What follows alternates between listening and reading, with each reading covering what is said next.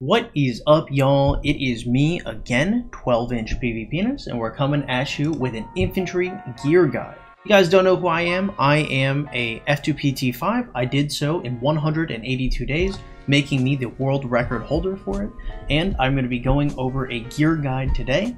It's going to be focused primarily towards F2P players, and it is going to be completely over infantry. If you are F2P and you are just starting the game and you're thinking about running cavalry or archers, don't do that. Go for infantry. You can check out my legendary commander's guide and my epic commander's guide in the description below, and we're going to go over gear right now. So hopping right into it, before we do anything, I'm going to let you guys know that we're only going to be doing elite and up, except for one exception on this list. If you're trying to set yourself up with phoenix helms and infantry breastplates and iron helms, take a step back. Okay, you're probably not in a position to go into the open field. Make sure you have at least this basic set, being Gatekeeper Shield, a full windswept set, and Ranger Trousers. This is the absolute most basic, most base set you can possibly bring onto the open field. I would not bring this set anywhere other than KVK1. In KVK1 it's probably suitable, but past that you're going to find yourself lacking. You can weave in and out, but you really don't have much stats to speak for outside of that. If you want this set to be functional outside of KVK1, or you want to be a superhero in KVK1, there are 3 upgrades you should make, in this order. The very first upgrade you should make, bar none, 100%, is going to be Karak's Humility. This is such an insane piece of equipment, and if you special talent it, I believe it is 10.5% infantry health. Going from attack to health, even if you're rocking sentry breaches, is still just a massive jump. This is one of the best investments you could possibly make in terms of infantry gear, and should be the first upgrade you go for. The next 2 upgrades have to happen at the same time. The reason why they have to happen at the same time is because when you stop running 1 piece of windswept gear, they have bonuses at 2 and 4 pieces. So if you stop running 1, you want to stop running 2, since the windswept pieces get a lot of their value from their set bonus. So the first piece you're going to look to replace is going to be the windswept bracers. You're going to remove these for Seth's Brutality. The next piece you're going to remove is going to be the windswept boots for Scarlet Hounds. So, if you were to upgrade your other set of full windswept Ranger's Trousers and Gatekeeper Shield, you would upgrade it into Windswept Warhelm, Windswept Breastplate, Scarlet Hounds, Seth's Brutality, Karak's Humility, and Gatekeeper Shield. So that would be your very stable set of equipment to run out of the open field. Upgrades you shouldn't make are going to involve Twin Soul and Witch's Lineage. You may notice when I brought up the small upgrades you can make, I did not change these 2 pieces of Windswept. The reason why I didn't do that is because number 1, going from this Windswept to this Witch's Lineage is about 4 times the price, maybe a little bit less. However, it is only an attack increase. In very specific situations, for example when you're cheeseburgering, you can find some use for attack increase. However, it's hard to justify doing this, especially outside of KVK 1, 2, and 3. Once you get to Season of Conquest, infantry attack is such a bloated stat, it's really hard to justify this upgrade at 4 times the cost, especially if you have to pay for the blueprint. Coming down to Twin Soul.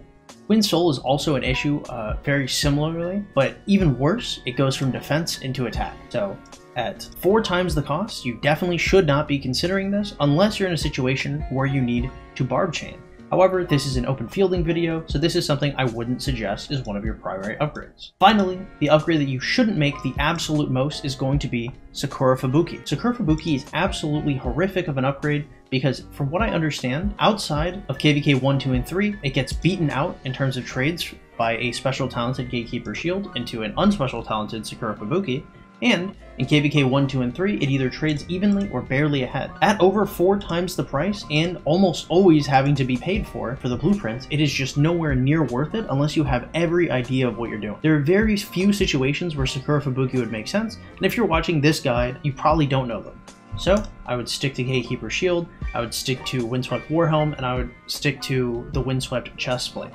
One of the main things that we look for when we swap gear is we look for either A, huge stat increases, or B, we look from going from attack to defense or defense to health. If you can make one of those jumps, or God forbid, attack to health, which is a huge jump, you're doing pretty well for yourself. However, if you're going from health to attack, or defense to attack, it's generally something you don't want to do. From here, you may be wondering, well, I am going eventually to upgrade the Warhelm, and I am going to eventually upgrade the Breastplate. The first legendary upgrades you should be doing are going to be the Hoke Cloak and the Set Helm. Hoe Cloak is probably the single best piece of infantry equipment, not in terms of bang for your buck, but in terms of endgame equipment. The very first upgrade you're going to want to do is you're going to want to go into your Hoe Cloak, then after that you're going to want to go into your set helm. After the set helm, obviously you'd want either van braces or set boots, van braces being the gloves, and you want something in order to make the infantry set effect take place.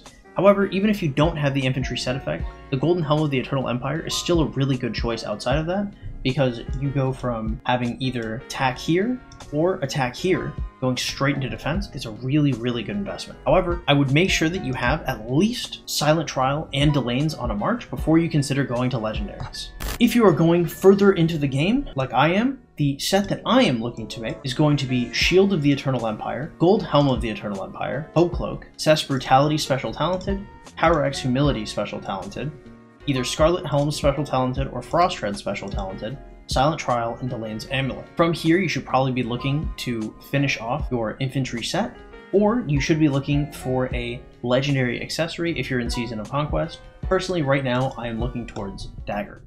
If you guys don't know who this is Fleisch. You guys should definitely check out his channel. It's in the description below. I did not get permission for this, so hopefully he's not too upset, but we're going to go over why this is a good idea. Over here, we have the HP and defense stat. The reason why I value HP so highly and defense so highly is because they do effectively the same thing. Some people think that HP is the best because it does something different, or just because it's the lowest. However, it has nothing to do with which stat is the lowest, but more so that HP and defense are equal, so you take the least damage possible. The less damage you take, the more damage you do, since having a total number of troops to be higher will give you more of a damage stat. So I'm going to run you guys through a formula to show a proof of concept that you want them to be equal. In this table over here, you see calculations assuming there is 100,000 damage coming in. So up here, if we have 90 health, we have 100 points to allocate between defense and health. We can allocate them however we choose. If we put 90 points into health and 10 points into defense, and we have 100,000 incoming damage, first we would divide it by 10 for our defensive stat, and then we would divide it by 90 for our health stat. As you can see, we would take 111 damage. We have nothing to compare this to right now, so just remember this number. Now, if we were to make the HP and defense both 50, take 100,000, we would divide it by 50, and we divide it by 50 again. We'd go down to almost 1/3 of that.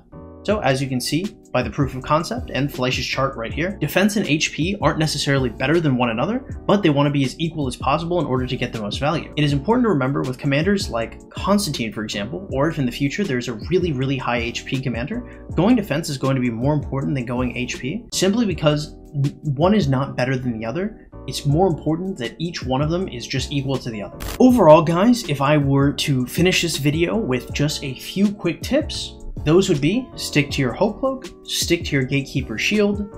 Just because it is shinier doesn't mean that it is better, and remember to look at your overall stats and compare them towards each other so you can get the best value for your total materials. Accessories are also your friend. If you guys enjoyed the content, please be sure to drop a like, comment, or a subscription. If you guys want to help support the channel, we have a Streamlabs donation link to the description below. If you guys don't mind donating to that, we don't have any sponsors, so every single donation helps tremendously with the channel. If you guys want notifications when I go live, you want announcement notifications for when I say I'm going to go live or not going to go live, or you guys want to ask me questions while I'm not live, the best place to find me and those is in the Discord in the description below. Make sure you go inside of it, go to the Role Selection tab, and turn on announcement and stream notifications. Other than that, guys, that is going to be it for the video. Have yourselves an absolutely wonderful day. Deuces.